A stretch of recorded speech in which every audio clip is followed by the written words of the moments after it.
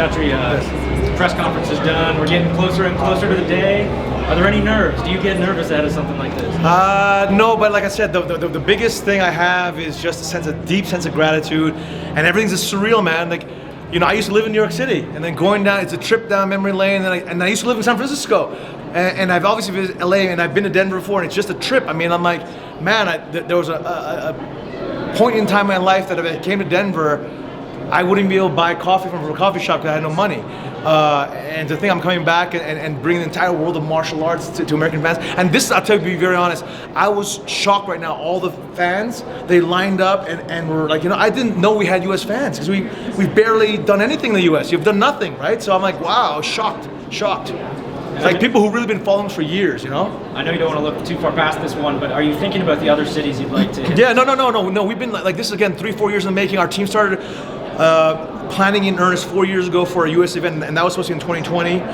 So we have the lay of the land, mapped it out. A lot of state athletic commissions have approved or are in the process of approving the global rule set.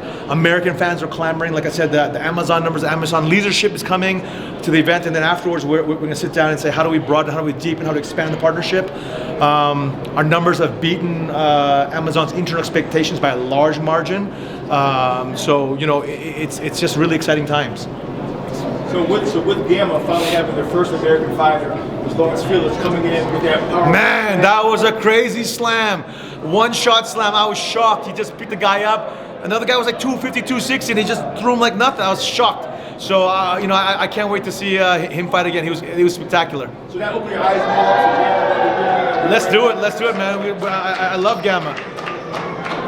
Chatri, hate to bring it up again, but you know, it's been some crazy drama with you and Francis Ngannou from UFC, and he seems to have hit back, and he said on Twitter, you know, he put a picture of Two-Face from Batman and said some promoters there. Do you have any response to Ngannou? You just want to put this feud to bed, or is it? Yeah, no, I wish Francis the very best. He's a good guy. He's a good champion. It's unfortunate that we decided to withdraw from the process, but it doesn't take anything away from Francis's life story. Incredible, that he's an incredible martial artist. I wish him the best wherever he goes, like wherever he ends up. You know, Francis is a stud. He's a good guy. He's also a very good guy. I think you spoke to the Daily Star. You said he was asking for a seat on the board, and you wanted $20 million. What can you shed light on? No, I can tell you that our offer included, which we never finalized and submitted, but by contract form, it was a minimum $20 million guarantee for 2 fights, and then more fights beyond that, and a bunch of other stuff. But like I said, what it came down to was not the money; it was you know, non-financial stuff. And again, I rather than focus on that, I'd rather just focus on, hey, look, it didn't work out with Francis, but we wish him the very, very best. He's a stud. He's a good guy. He's going to do well in life no matter what. For sure, and you said that he's got an interim title shot, and the winner of Elise Stamp is going to face her. What about Soldic Kazakhstan? Is the winner of that maybe going to? Yes, I forgot to mention. The winner between Soldic and Kazakhstan will get an interim world title shot. Again, my team and I are giving space to the Lee family to grieve and to heal. And we've actually not even talked fights at all with them, at all, zero. So I have no idea what their plans are. But you know, I did ask Angela for her blessing in terms of getting on an interim atomweight world title, just out of consideration for her and everything she's going through. So we are definitely doing that, and same thing for the interim welterweight title. And Angela is doing the AAPI Heritage World Charity Run in New York the day after this event. I'm sure you'll be sending all your support for her. Yes, I'm not going to be doing that because I'll be working on meeting with the Amazon leadership to discuss how we broaden and deepen the partnership together. No, but I obviously send my love always to the Lee family. Send my love to Angela. You know, Victoria is always on my mind, and I think of Victoria often, and we will honor her legacy. Actually, Angela and I have been going back and forth almost every week on how we're going to honor Victoria's legacy, and not just the Victoria Lee Day on January 13th, which was supposed to be her next fight and one, but we're going to create a Victoria Lee scholarship, a bunch of different things, so stay tuned. Just another for me, sorry to hold it. I spoke to Rogtag yesterday.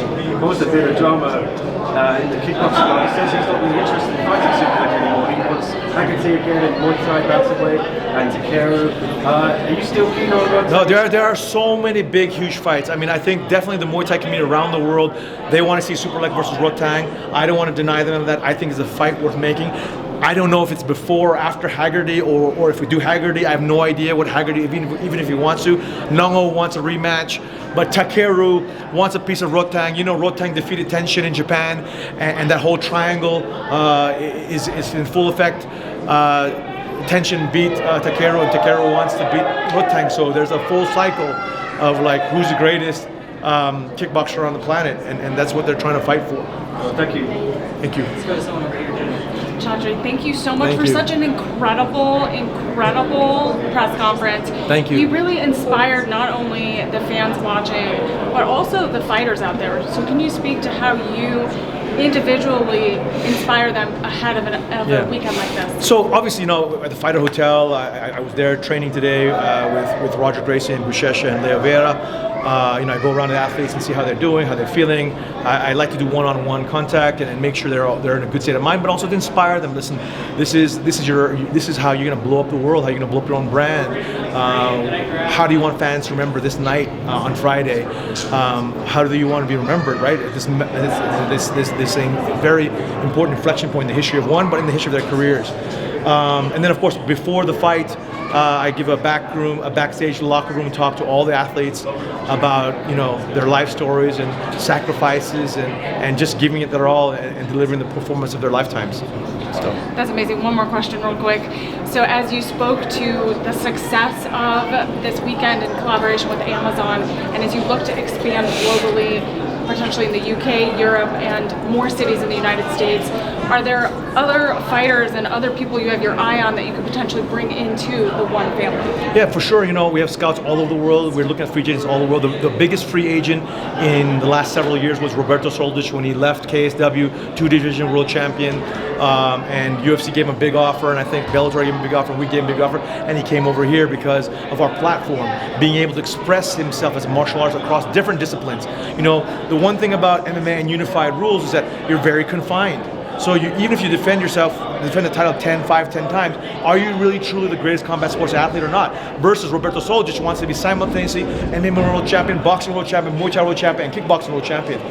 Under any rule set. If you can fight under any rule set and be world champion, that's a statement that you're the greatest fighter of all time, full stop, combat sports. And that's what the opportunities that we give our athletes, being the home of martial arts, with all the various disciplines of the best martial arts on the planet.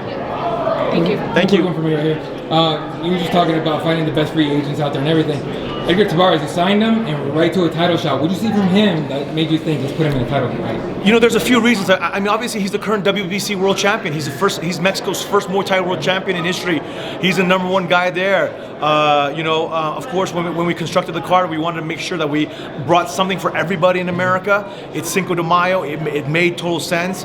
There is a little bit of a rocky story behind it. I mean, Rotang obviously is the most dangerous pound-for-pound striker on the planet, full stop. Doesn't matter which organization. And, you know, we didn't pluck him out of nowhere. Edgar Tabares, we've been having our eye in for a long time, and we just slotted him at the perfect time, and again, it just all made sense. Gotcha, thank you. Yep. One more from you, Chad. Yes. If you don't mind, kind of a dour question, I guess. You mentioned the Lees, obviously a terrible tragedy they endured last December, but I would assume before that happened, Christian and Angela would have been a big part of your plans for this event, you know, being huge American stars themselves. Now, I know you're giving them space, and we're not sure what's going to happen, but presuming they fight again, I would assume that they're going to be a big part of your plans for America going forward. No, definitely. You know, in my original plans years ago, Angela Lee and Christian Lee would be fighting on this American debut. I didn't even raise it or talk to them about it, just because, again, I was in Hawaii visiting the Lee family 3 weeks ago or so. Met with Ken and Jules and Angela and stuff, and I just feel like the best thing that we can do as fans, as an organization as well, is to support them during their time of grieving and healing. It's a long process, you know. As you know, the family is a very tight, close-knit family, full of love, full of passion, and they just love each other. So it's just like, it's heartbreaking. It's just truly heartbreaking. But again, if they decide to come back, obviously we'll support them full-heartedly, as we always have. If they don't come back, you know, I'm going to wish them a great retirement. I'm sure I'm going to be friends with Angela, Christian, and Ken and Jules for the rest of my life. I mean, they're really special people. I really truly love them.